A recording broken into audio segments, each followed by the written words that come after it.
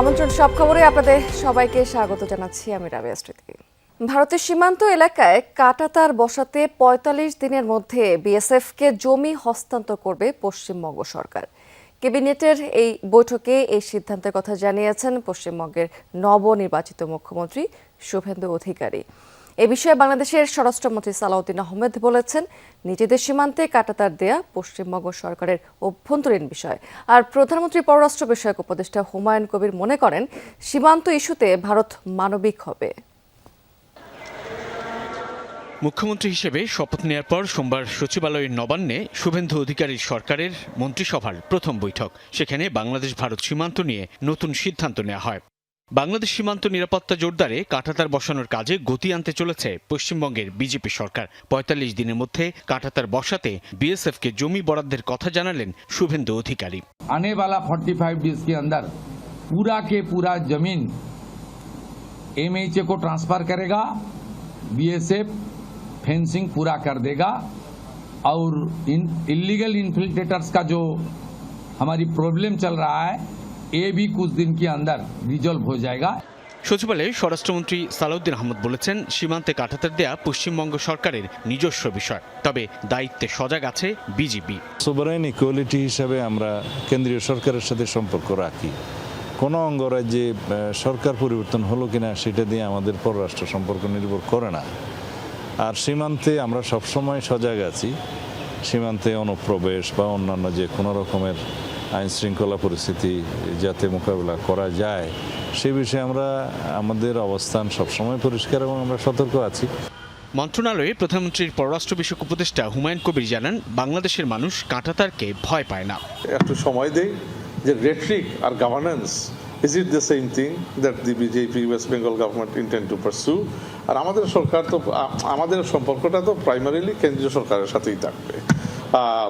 তো এখানে মানে we won't get into their internal politics. আর কাটা তার দিয়ে বাংলাদেশের মতো দেশকে এখন ডর দেখানোর মতো কোনো জায়গা নেই। সচিবালয়ে বিএসআরএফ সংলাপে ধর্মমন্ত্রী বলেন, দেশে সংখ্যালঘুদের উপর নির্যাতন বা জুলুম বরদাস্ত করা হবে না।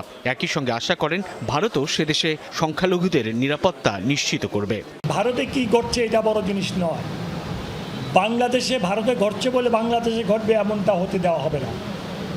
প্রয়োজন বোধে মন্ত্রিত্ব ছেড়ে দেব, কিন্তু এখানে কোনো সংখ্যালঘুদের উপরে কোনো অন্য ধর্ম অবলম্বীদের উপর অত্যাচার, অভিযান, জুলুম, নির্যাতন সহ্য করব না ইনশাআল্লাহ। ভারত তো বিশাল দেশ, তারা যদি ওই দেশের সংখ্যালঘুদেরকে ওনাদের আপন করে নেয়, নিরাপত্তা দেয়। বাংলাদেশের সাম্প্রদায়িক সম্প্রীতি রক্ষায় সরকার কঠোর অবস্থানে বলেও জানান ধর্মমন্ত্রী শাহ মোফাজ্জল হোসেন কায়কোবাদ। আপনারা দেখেছেন। সাইফুদ্দিন রবিন, যমুনা নিউজ, ঢাকা। দুর্নীতি কিংবা সন্ত্রাসে জড়িতদের রাজনৈতিক কোনো পরিচয় নেই, তাদের অপরাধী হিসেবেই বিবেচনা করতে পুলিশকে নির্দেশ দিয়েছেন প্রধানমন্ত্রী তারেক রহমান। তিনি বলেছেন, ব্যক্তি বা দল নয়, পুলিশই আইনের রক্ষক। কেউ যেন সাম্প্রদায়িক এবং নাশকতামূলক কর্মকাণ্ডে না জড়ায় সেদিকেও নজর রাখার নির্দেশনা দিয়েছেন প্রধানমন্ত্রী। পুলিশ সপ্তাহ উপলক্ষে কর্মকর্তাদের এই নির্দেশনা দিয়েছেন সরকার প্রধান। ধন্যবাদ মাননীয় প্রধানমন্ত্রী। রীতি অনুযায়ী পুলিশ সপ্তাহের দ্বিতীয় দিনে নিজ কার্যালয়ে পুলিশ কর্মকর্তাদের উদ্দেশ্যে দিক নির্দেশনামূলক বক্তব্য দেন প্রধানমন্ত্রী, যেখানে পুলিশের ঊর্ধ্বতন কর্মকর্তারা বাহিনীকে আধুনিক, গতিশীল ও জনবান্ধব করে গড়ে তুলতে আবাসন, পরিবহন, প্রযুক্তিগত নানান চাহিদা ও দাবি দাওয়া তুলে ধরেন। সাইবার অপরাধ মোকাবেলায় বাংলাদেশ পুলিশে আধুনিক প্রযুক্তি সংযোজন ও উন্নত প্রশিক্ষণ প্রদানের মাধ্যমে দক্ষ জনবল বৃদ্ধি করতে হবে। বাংলাদেশ পুলিশের অবকাঠামোগত উন্নয়ন, যানবাহন ও অপারেশনাল সরঞ্জাম খাতে বরাদ্দ বৃদ্ধি করা প্রয়োজন। স্বরাষ্ট্রমন্ত্রী Salahuddin Ahmed body on camera বৃদ্ধি, পুলিশের সমন্বিত সাইবার সিকিউরিটি ক্রাইম ইউনিট প্রতিষ্ঠা, জঙ্গল সলিমপুরে 2টি প্রশিক্ষণ একাডেমি গড়ে তোলার পরিকল্পনার কথা জানান। অপরাধ কার্যক্রম বন্ধ করতে গেলে বা কমাতে গেলে বা প্রসিকিউশন টিমকে সহযোগিতা করতে গেলে তদন্ত কার্যক্রম যাতে সুষ্ঠুরূপে পরিচালিত হয়, সেজন্য আপনারা কৌশলে যা যা করতে হয় সেরকম মানবাধিকারকে সমুন্নত রেখে সকল কার্যক্রম চালাবেন।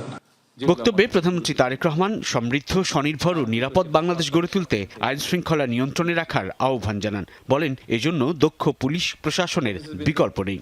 শুধু জনবান্ধব নয়, আমরা চাই মানুষের একটা আস্থা তৈরি হবে, আপনারা একটা আস্থার জায়গা হবেন মানুষের।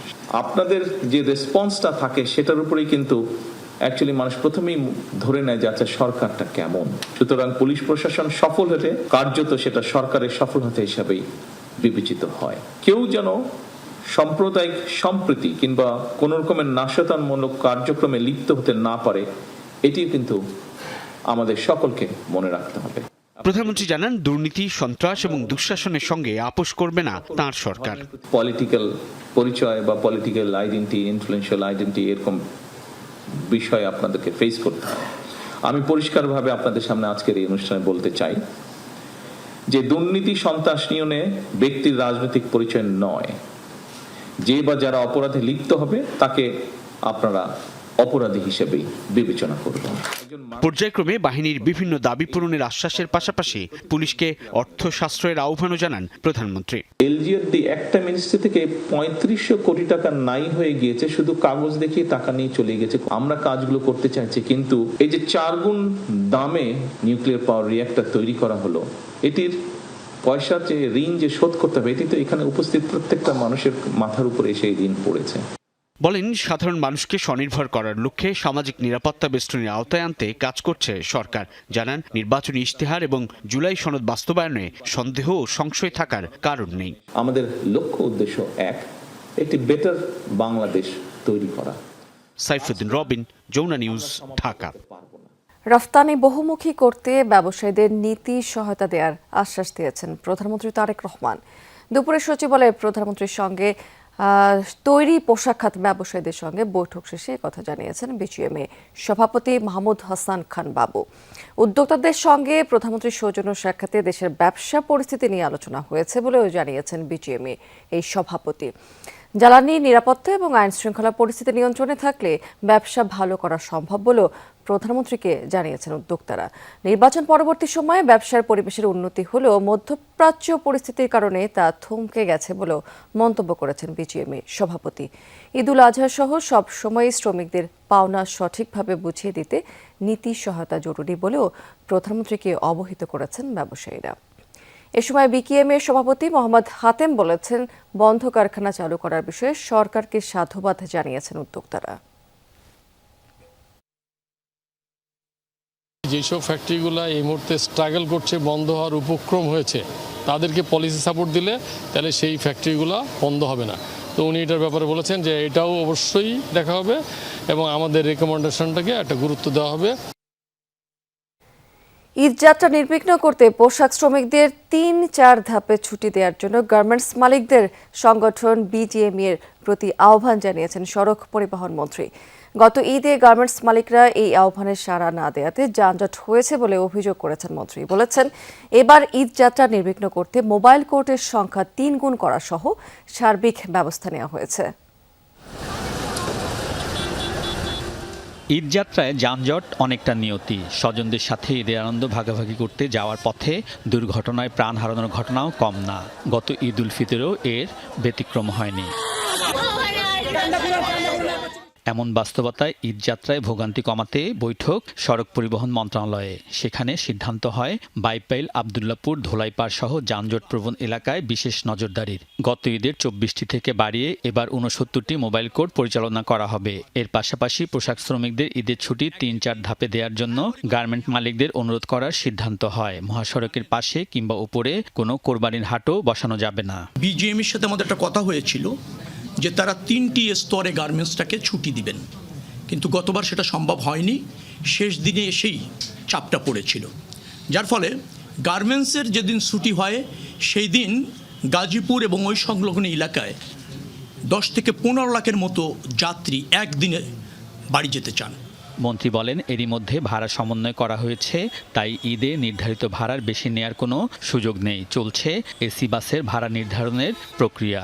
কোনো সুযোগ নেই ভাড়া বাড়ানোর, কোনো সুযোগ নেই। তবে একটা জায়গা আমি গতবারও যেটা আপনি দেখেছেন যে যখন রাস্তার মাঝখান থেকে এরকম লাখ লাখ মানুষ এসে সে যে যান পাচ্ছে সেই যানে উঠে যাচ্ছে, সেটা আমাদের পক্ষে নিয়ন্ত্রণ করা কঠিন। গত ঈদে সড়ক, নৌ ও রেলপথে দুর্ঘটনার ঘটনা ঘটেছে। দুর্ঘটনা কমাতে সড়কে নজরদারি বৃদ্ধি করা হচ্ছে। নৌকা বা স্পিডবোট থেকে কোনো লঞ্চে ওঠা যাবে না। যাত্রী নামিয়ে বাস, ফেরিতে উঠাতে হবে। রাস্তা, হাইওয়ে রাস্তায় যদি তার ডিজাইনের কারণে কোনো দুর্ঘটনা প্রবণ হয়ে যায় নিশ্চয়ই সে দায় আমার। কিন্তু যে রাস্তাটা এলজিআরডির নিয়ন্ত্রণে, এলজিআরডি নকশা করে, এলজিআরডি বাস্তবায়ন করে, অন্যদের দায় আমাকে কোনো কোনো সময় আপনাদের প্রশ্নের কারণে নিতে হচ্ছে। মন্ত্রী জানান, দ্বিতীয় পদ্মা সেতু নির্মাণের সিদ্ধান্ত আছে, প্রস্তাবনা আছে এই সেতুর 3টি রুটের। প্রকল্পের সম্ভাব্যতা যাচাইয়ের কার্যক্রম প্রায় শেষ হয়েছে, কথা চলছে অর্থায়ন নিয়ে। আমরা দ্বিতীয় পদ্মা সেতু নির্মাণ করতে চলেছি বলবো আমি এই মুহূর্তে। আলমগীর স্বপন, যমুনা নিউজ, ঢাকা। যুদ্ধবিরতির মধ্যেও লেবাননে হামলা জোরদার করেছে ইসরায়েলি বাহিনী। রবিবার 24 ঘন্টায় ভয়াবহ আগ্রাসনে নিহত হয়েছেন অন্তত 51 জন। লেবাননের স্বাস্থ্য মন্ত্রণালয় জানিয়েছে, দক্ষিণাঞ্চলের 2টি স্বাস্থ্য কেন্দ্রেও পরিচালিত হয়েছে এই হামলা। নিহতদের মধ্যে রয়েছেন 2 জন স্বাস্থ্যকর্মীও। ইসরায়েলের বিরুদ্ধে আন্তর্জাতিক মানবাধিকার আইন ভঙ্গের অভিযোগ তুলেছে দেশটির স্বাস্থ্য মন্ত্রণালয়। লেবাননে গত 16 এপ্রিল যুদ্ধবিরতি শুরুর পর থেকেই মূলত ইসরায়েলি হামলায় প্রাণ হারিয়েছেন অন্তত 552 জন। গত মার্চে শুরু হওয়া তেল আবিবের সামরিক অভিযানে নিহতের সংখ্যা দাঁড়িয়েছে প্রায় 3000-এ। জাতিসংঘের তথ্য অনুযায়ী এই হামলায় 130 জন স্বাস্থ্যকর্মী নিহত হয়েছেন, আহত হয়েছেন আরও 230 জন। লেবাননে ইসরায়েলি বিমান হামলায় 2 জন প্রবাসী বাংলাদেশি নিহত হয়েছেন। বৈরুতের বাংলাদেশ দূতাবাস এ তথ্য নিশ্চিত করেছে। সোমবার নাবাতিয়ে এলাকাতে স্থানীয় সময় দুপুর 12টা নাগাদ বিমান হামলা চালিয়েছে ইসরায়েল। হামলায় নিহত হয়েছেন মোহাম্মদ নাহিদুল ইসলাম নাহিদ এবং শফিকুল ইসলাম নামের 2 জন প্রবাসী বাংলাদেশি। দুজনেরই বাড়ি সাতক্ষীরা জেলায়। বর্তমানে নাবাতিংয়ের নাবিহ বেরুরে হাসপাতালে রাখা হয়েছে তাদের মরদেহ। আনুষ্ঠানিক বিবৃতিতে নিহতদের পরিবারের প্রতি গভীর সমবেদনা জানিয়েছে বাংলাদেশ দূতাবাস। শ্বাসরুদ্ধকর এক অভিযানে ধরা পড়ল রাজধানীর ধানমন্ডি সহ বিভিন্ন এলাকায় ত্রাস সৃষ্টিকারী শীর্ষ ছিনতাইকারী পলাশ। এ সময় পুলিশকে লক্ষ্য করে হামলা চালিয়েছে ছিনতাইকারীরা। জবাবে পুলিশের গুলিতে আহত হয়েছে শীর্ষ ওই ছিনতাইকারী। পুলিশ বলছে, পরিবারের সদস্যদের নিয়েই ছিনতাই চক্র গড়ে তুলেছিল এই পলাশ। মোটরসাইকেল যিনি চালাচ্ছেন তার নাম পলাশ, চিহ্নিত এক ছিনতাইকারী। রাজধানীর ধানমন্ডি সহ বিভিন্ন এলাকায় ঘুরে ঘুরে ছিনতাই করাই তার কাজ। দীর্ঘদিন ধরেই এই ছিনতাইকারী পলাশের উপর নজর রাখছিল আইনশৃঙ্খলা বাহিনী। সোমবার ভোরে তাকে ধরতে মোহাম্মদপুরে টাউন হল এলাকায় অভিযান চালায় পুলিশ। আইনশৃঙ্খলা বাহিনীর অবস্থান টের পেয়ে চাইনিজ কুড়াল ও দেশীয় অস্ত্র দিয়ে আক্রমণ চালায় পলাশ বাহিনী। আহত হন এক পুলিশ সদস্য। আত্মরক্ষায় 4 রাউন্ড গুলি চালায় পুলিশ। চাপাতি এবং চাইনিজ কুড়াল সহ পুলিশের উপর আক্রমণ করে। পুলিশ নিজের আত্মরক্ষার্থে গুলিবর্ষণ করতে বাধ্য হয় এবং আপনারা জানেন যে পুলিশ গুলিবর্ষণের পায়ে আঘাতপ্রাপ্ত হয়ে আমরা ঘটনাস্থল থেকে 2 জন শীর্ষ ছিনতাইকারীকে আটক করতে সমর্থ হই। পুলিশ বলছে, গ্রেফতার করা হয়েছে পলাশ, তার ছোট ভাই সাকিব ও তাদের দুলাভাইকে। তাদের 2 জনকে ভর্তি করা হয়েছে হাসপাতালে। হত্যা, ছিনতাই সহ একাধিক মামলার আসামি এই পলাশ। বিগত 6 মাস ধরে প্রায় 5-6টা ঘটনা এরকম ঘটেছে। তো আমরা এটা নিয়েই কিন্তু বহুদিন ধরে আমরা তদন্ত শুরু করেছি। এই পরিপ্রেক্ষিতে কিন্তু আজকের এই অভিযানে বেশ কিছু দেশীয় অস্ত্র, চাইনিজ কুড়াল, খেলনা পিস্তল ও ছিনতাই হওয়া মোবাইল ফোন জব্দ করেছে পুলিশ। রাব্বি সিদ্দিকী, যমুনা নিউজ, ঢাকা। শুধু শিশু নয়, হাম হচ্ছে বড়দেরও। ডিএনসিসি হাসপাতালে খোলা হয়েছে আলাদা ওয়ার্ডও। প্রতিদিনই আসছে নতুন রোগী। এরই মধ্যে 1 জনের মৃত্যু হয়েছে। চিকিৎসকরা বলছেন যে 60 বছরের বেশি বয়স বা অন্য রোগে আক্রান্তদের হাম হলে জটিলতা বাড়বে। বড়দের হাম হওয়ার কারণ খুঁজতে টিকা বিষয়ক জাতীয় কমিটিকে নির্দেশনা দিয়েছে স্বাস্থ্য অধিদপ্তর। রোজিনা বেগমের বয়স 32, শরীর জুড়ে র্যাশ। চর্মরোগ ভেবে চিকিৎসা নিয়েছেন 4 দিন। পরে জানা যায় তিনি হামে আক্রান্ত, শ্বাসকষ্ট সহ নানা জটিলতায় ভুগছেন। সম্প্রতি রোজিনার এক আত্মীয়ের সন্তান হামে মারা গেছে। সেই শিশুকে কোলে নিয়েছিলেন তিনি। ওর একটা ভাইয়ের বাচ্চা ওই হাম হয়েছে, গ্রাম থেকে চিকিৎসা করতে আমাদের এখানে আইছে। ও কোলে নিয়ে ওরে চিকিৎসা করতে ধোয়াছে, ওই বাচ্চার গায়ে থেকে ওই বাচ্চাটা মারা গেছে। ডিএনসিসি হাসপাতালে বড়দের ওয়ার্ডে ভর্তি ৮৩ জন, এছাড়া আইসিইউতে ভর্তি আরও ৩ জন। এরই মধ্যে ১৮ বছরের বেশি বয়সী এক রোগীর মৃত্যু হয়েছে। জ্বর কমে না ৩-৪ দিন পার হওয়ার পরে ওই যে শরীরে যে গোটাগুলো উঠছে। ওঠার পর কালকে আমি রাতে সন্ধ্যার পরে মিটফুট হাসপাতাল, সারা রাত ওইখানে ছিলাম মিটফুট হাসপাতাল। ওখানে ডক্টর দেখাইছি, স্যালাইন ট্যালাইন দিয়েছে, বলছে যে হাম হয়েছে, ওইখানে রাখবে না, এখানে আসতে বলছে। আমরা জানতাম আগে ছোটদের হয়, এখন দেখি বড়দেরও হয়। জন্মের পর থেকে আপনার ৬০-৭০ বছর বয়সের কত হাম হইতে আছে। চিকিৎসকরা বলছেন চারপাশে হাম আক্রান্তের সংখ্যা বাড়ছে, এর মধ্যে বড়দের একটা অংশও আক্রান্ত হয়েছেন। প্রথম থেকে ছিল, অল্প অল্প করে সবসময় ছিল। তবে ওই যে বললাম, যখন রোগীর সংখ্যা, একটা রোগীর একটা পার্সেন্টেজ হয়তো বড়দের হচ্ছিল, যখন এটা আস্তে আস্তে সংখ্যায় বাড়ছে, রোগীদের সংখ্যা বাড়ছে, টোটাল রোগীর সংখ্যা বাড়ছে, বড়দের সংখ্যাটাও সেই পার্সেন্টেজ অনুযায়ী বাড়ছে। দেশে আরও কয়েকটি হাসপাতালে হাম আক্রান্ত বয়স্ক রোগী পাওয়া গেছে, তবে সারা দেশে কত আক্রান্ত সেই তথ্য নেই স্বাস্থ্য অধিদপ্তরের কাছে। একটা সোসাইটির যখন একটা বড় একটা অংশ ইমিউনাইজড হয়ে যায়, সেই ইমিউনিটিটা বড়রাও ভোগ করে। আমরা ৯০ থেকে ৯৫% শিশুকে যখন আমরা টিকার আওতায় আনতে পারবো, তারা যখন ইমিউন হয়ে যাবে, তখন তাদের ইমিউনিটির কমিউনিটির সবাই এই ইমিউনিটিটা ভোগ করবে।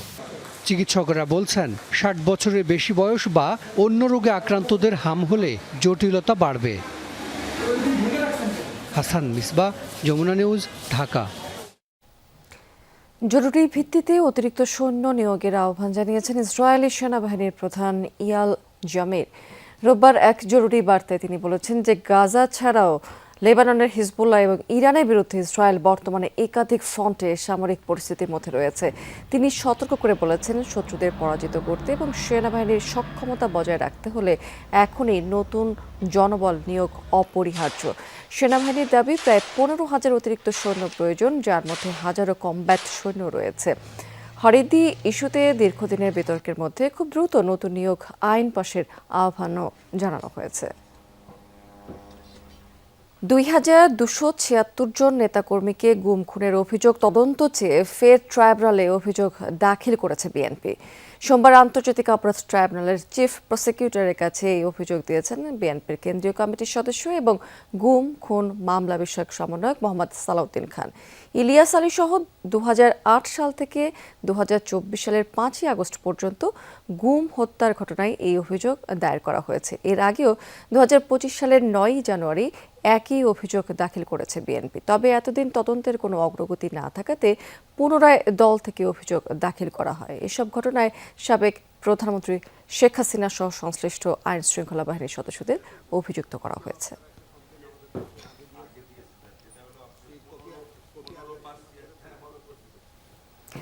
অভিযানে যাওয়ার পথে ব্রাহ্মণবাড়িয়ার নবীনগরে ৩ র্যাব সদস্যের উপর হামলার ঘটনা ঘটেছে।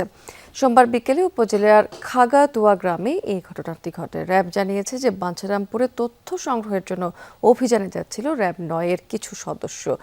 খাগাতুয়া এলাকায় পৌঁছালে তাদের পথরোধ করে সন্ত্রাসী শফিক এবং তার অনুসারীরা। এ সময় র্যাবের পরিচয় দিলে তাদের উপর অতর্কিত হামলা চালানো হয়। একজন পালিয়ে যেতে সক্ষম হলেও ৩ র্যাব সদস্যকে একটি ঘরে অবরুদ্ধ করে মারধর করা হয়। খবর পেয়ে র্যাব এবং পুলিশ ঘটনাস্থলে গিয়ে তাদের উদ্ধার করে। আহতরা হাসপাতালে চিকিৎসাধীন রয়েছে। বাধ্যতামূলক ছুটিতে পাঠানো ৪ সাংবাদিককে কাজে ফেরানোর দাবিতে এখন টিভির সামনে অবস্থান কর্মসূচি পালন করছে ঢাকা সাংবাদিক ইউনিয়নের একাংশ সহ কয়েকটি সংগঠন। রাজধানীর টিকাটুলি এলাকাতে অনুষ্ঠিত কর্মসূচিতে সাংবাদিক নেতারা ৭২ ঘন্টার মধ্যে ৪ জন সাংবাদিককে পুনর্বহালের দাবি জানিয়েছেন। একই সঙ্গে সরকারের সংশ্লিষ্ট মন্ত্রণালয় এবং কর্তৃপক্ষের দ্রুত হস্তক্ষেপ কামনা করেন। তারা বলেন যে গত ১৭ ফেব্রুয়ারি এখন টিভি কর্তৃক ৪ জন সাংবাদিককে শোকজ করে। পরে তাদের বিরুদ্ধে তদন্ত কমিটি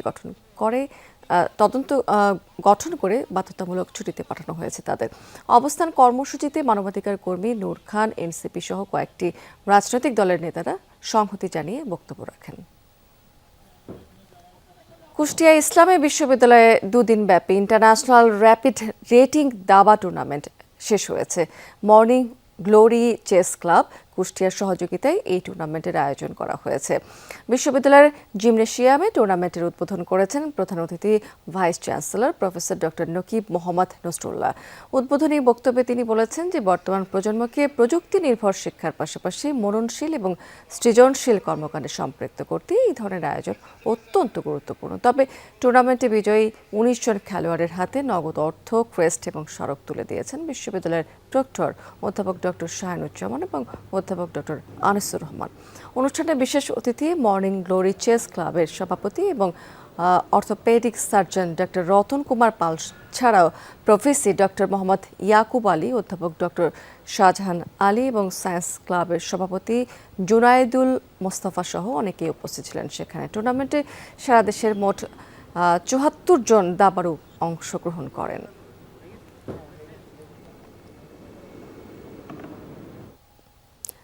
দর্শক, এই ছিল সব খবর আজকের আয়োজনে। এতক্ষণ সঙ্গে থাকার জন্য ধন্যবাদ আপনাদের সবাইকে।